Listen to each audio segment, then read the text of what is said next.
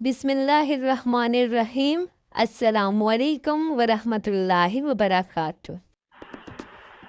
ابو موسیٰ اشعری رضی اللہ تعالی عنہ نے بیان کیا کہ ہم نبی کریم صلی اللہ علیہ وآلہ وسلم کے ساتھ ایک سفر میں تھے، اور جب ہم بلندیوں پر چڑھتے تو زور سے چنا کر تکبیر کہتے۔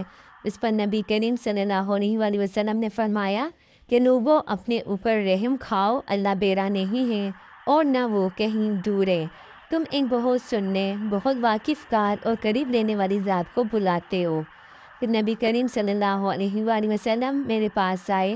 میں اس وقت دل میں لا حول ولا قوت الا باللہ کہہ رہا تھا۔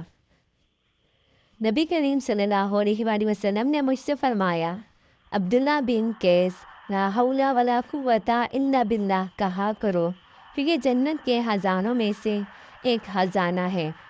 نبی کریم صلی اللہ علیہ وآلہ وسلم نے فرمایا، جو اللہ اور اس کے رسول پر ایمان لایا، نماز قائم کی، رمضان کے روزے رکھے، تو اللہ پر حق ہے کہ اسے جنت میں داخل کرے، ہاں اس نے ہجرت کی ہو یا وہی مقیم رہا ہو جہاں اس کی پیدائش ہوئی تھی۔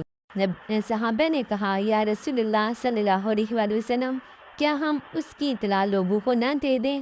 نبی کریم صلی اللہ علیہ وآلہ وسلم نے فرمایا، یہ جنت میں 100 درجے ہیں جنہیں اللہ تعالیٰ نے اپنے راستے میں جہاد کے لیے تیار کیا ہوا ہے۔